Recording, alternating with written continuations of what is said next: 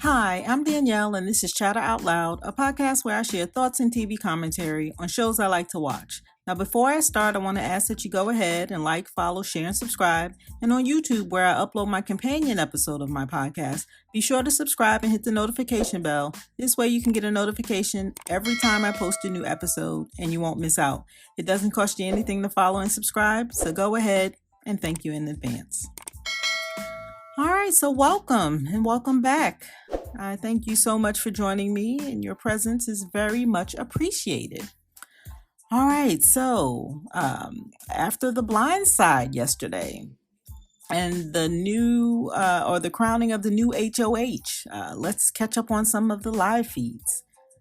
All right, the house is surprisingly calm, I think, for a Blind Side, for the night after the Blind Side. And I think that may have to do with them having a party after the eviction. So where we were looking for the feeds to come back on, I think they threw them some type of party, because I kept hearing them say all day, oh, that was a good time last night, we needed it, so on and so forth.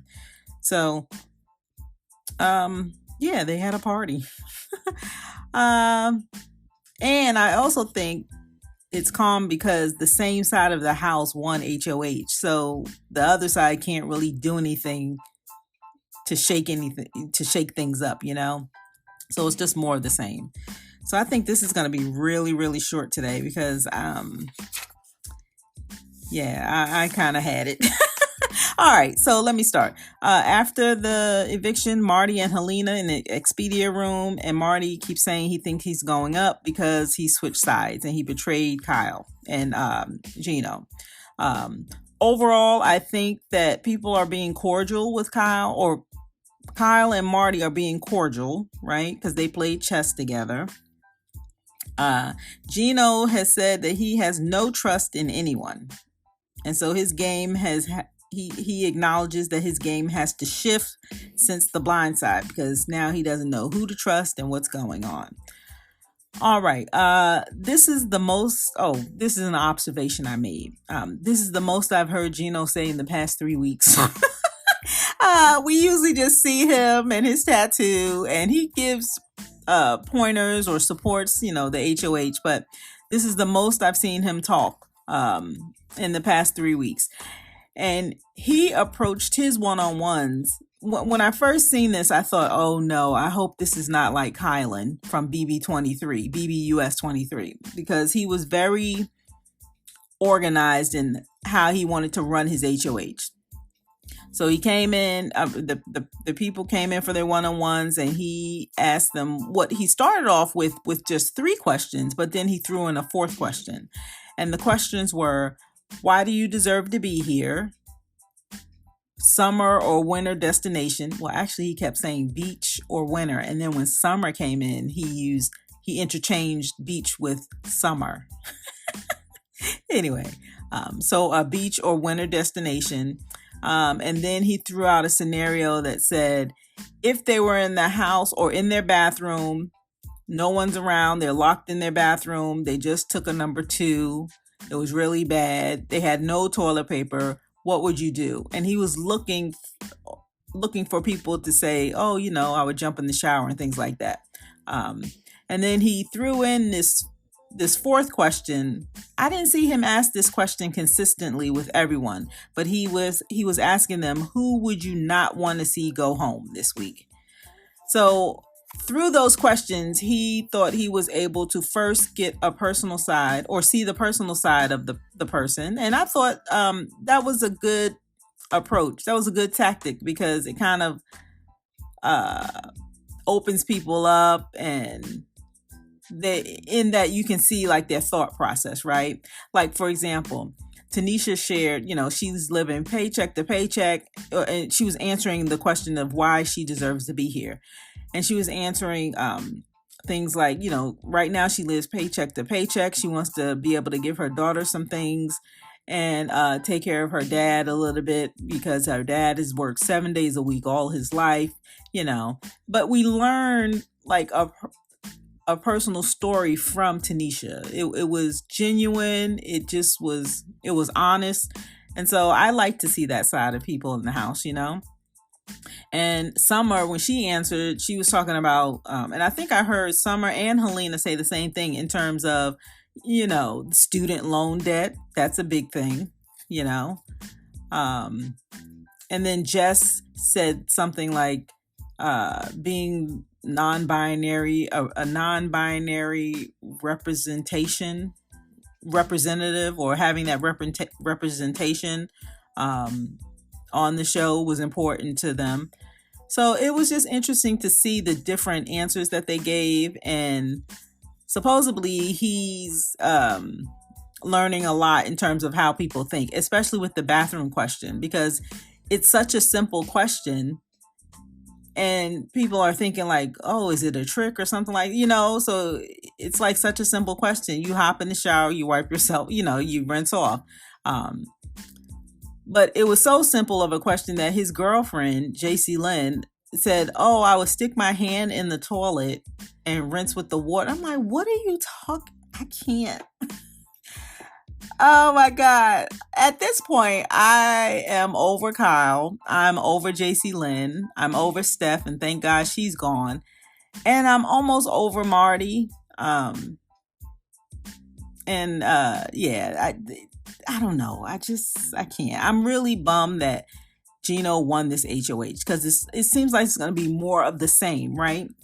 It's the same side of the house that has power. It's the same side of the house that are making moves, Kyle has taken no responsibility for what he did. He's still blaming Moose. Then he blames all the information he's gotten.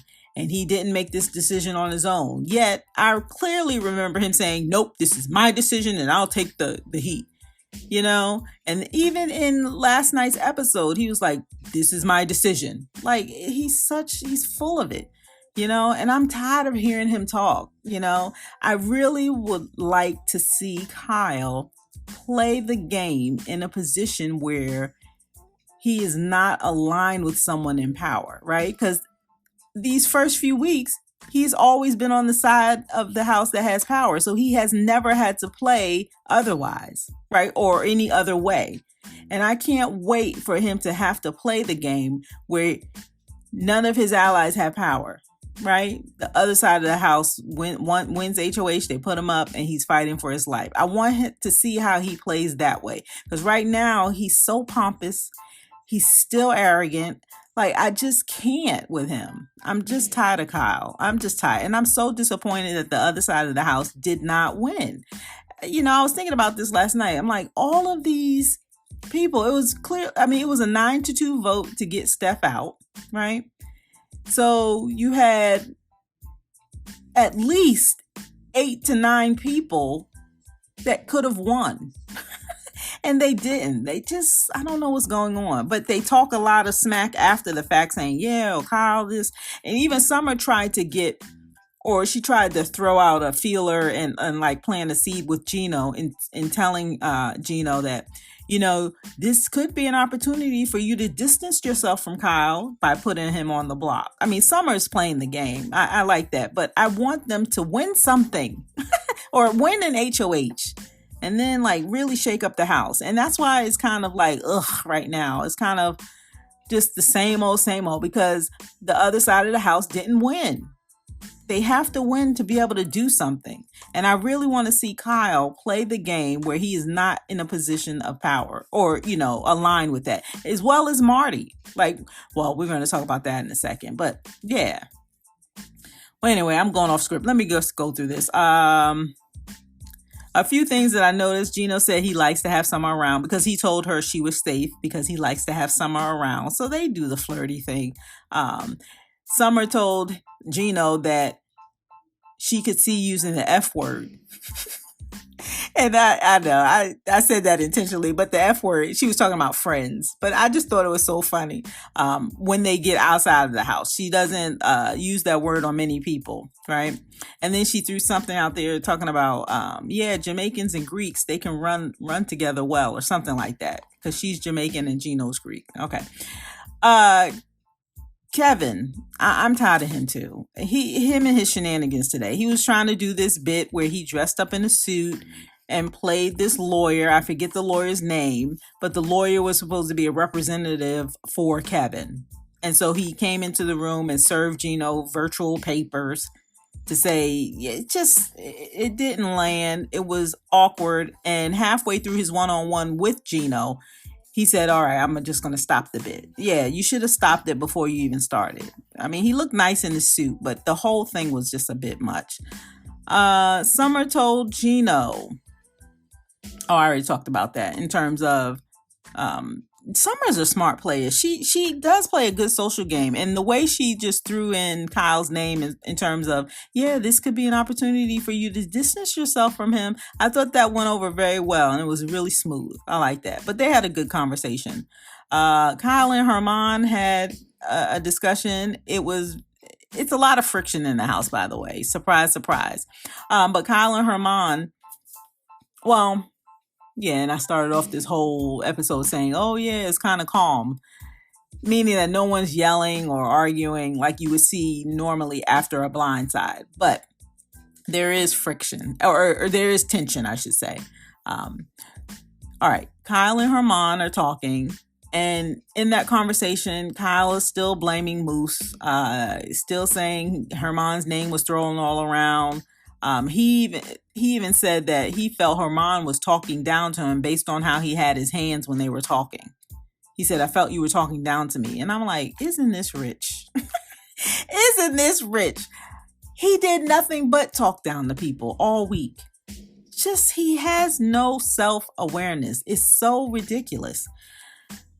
Oh, my goodness. Herman and Gino had their one-on-one. And Herman was another one that answered weird with the question, talking about he would use his hand with the number 2 question. He said he would use his hand. I don't know.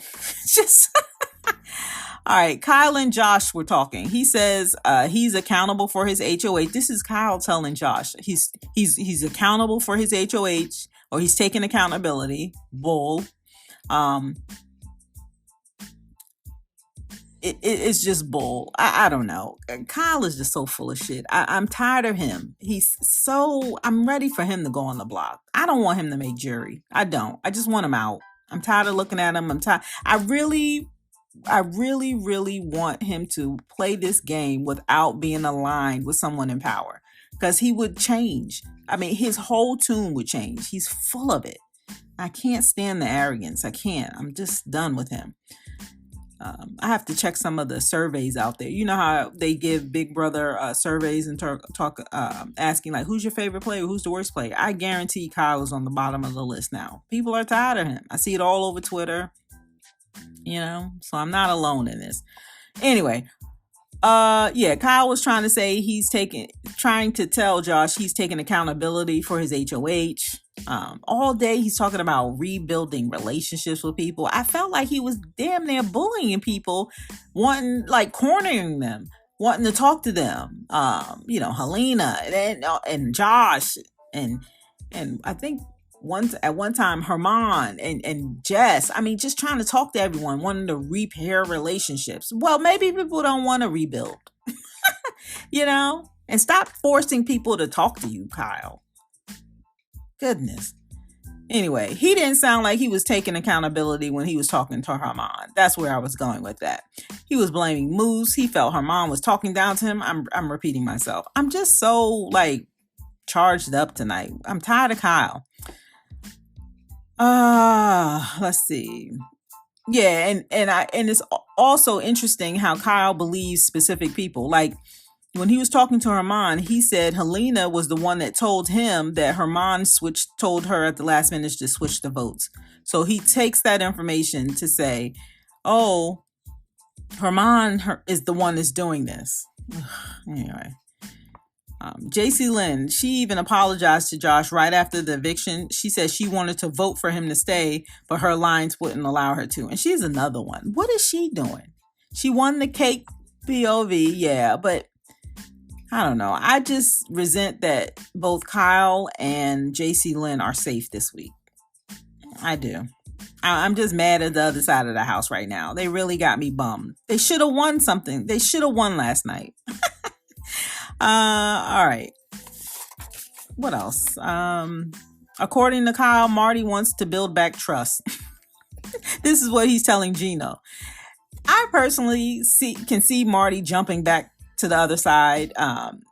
He'll be a flip flopper. I'm almost certain of it. I mean, he's going around saying, "Yeah, I betrayed him, so I have no choice." I think I'm going up. Like Marty's full of it too, but hopefully he'll be going soon. He'll be going soon too. I just want Kyle, Marty, and JC Lynn out, but that won't happen.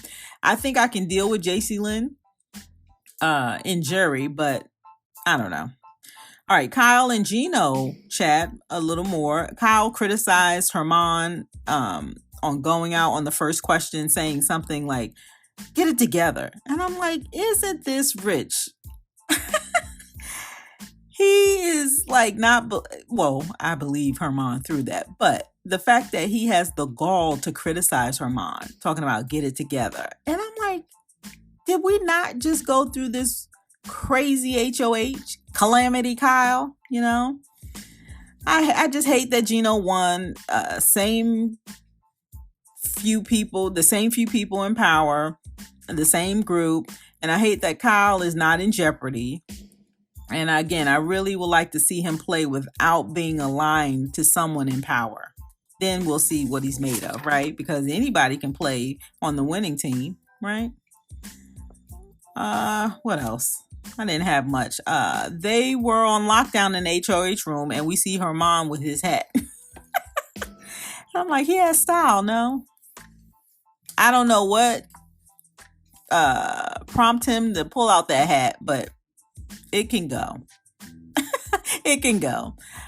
All right. I guess I can get into the nominations. Let me see if I have anything else here. Marty has won. All right, yeah, let me just go into the nominations. So this is the spoiler alert. Gino nominated Jess and Marty. He really thinks that Jess is smart in the game and influences people. I think they are smart, but I don't think he's right in terms of thinking that Jess can influence people. I don't think Jess has that influence. And the reason for Marty is because of the betrayal. So he has to set the example. And he wanted to be fair and give Marty a chance to, play for the power of veto. Now, this is interesting because Jess has been on the block before and they've won the power of veto, pulled themselves off.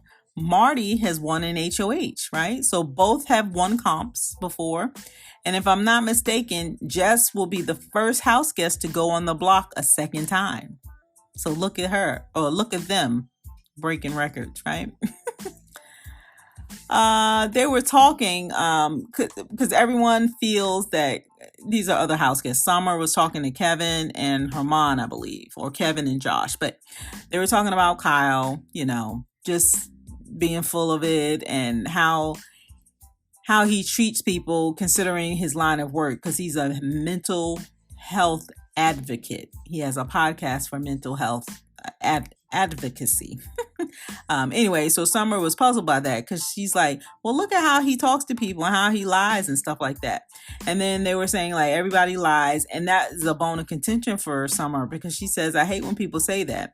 She says, in this game, yes, it could bring out a version of you that maybe you have yet to learn how to control. So let me repeat that. I messed it up. So they were talking and Summer said, in this game, it brings out a version of you that maybe you have yet to learn how to control.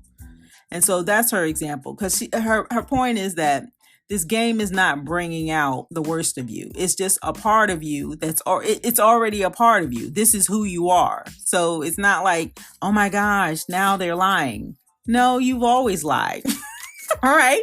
It's just that in the game, because you're pretty much under a microscope and it's a pressure cooker and you're isolated from the world and you're around these same people and that's your reality, it's bringing out a part of you that you haven't learned how to control yet. because you don't know yourself. And I thought that was a very good observation. Summer's a smart girl. And I agree with her with that. But anyway, I wanted to keep this pretty short. Gino nominated Jess and Marty. So we'll see about the power of veto ceremony, or, the ceremony tomorrow on the live feeds.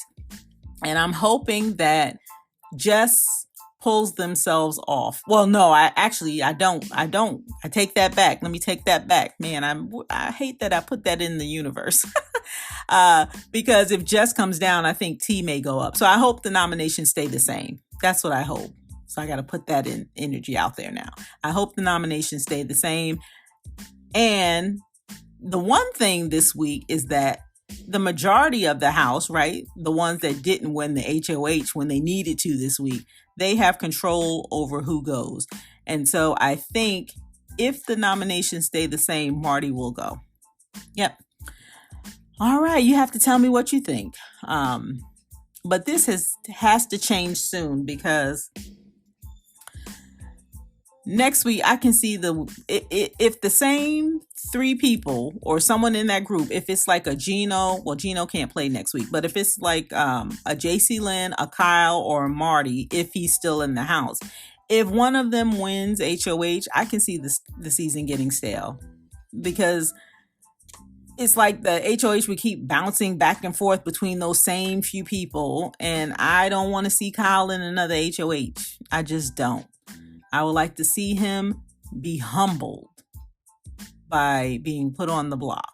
Maybe that'll bring him down a few notches. And I gotta remember that he's also 23 years old, right? Didn't we all know? For those of you that are much older than 23, didn't we all think we knew a lot about life at 23? Now, we do know a lot, 23 is older than 16, you know what I mean? But 23, you still have a lot of life to live, and a lot to learn.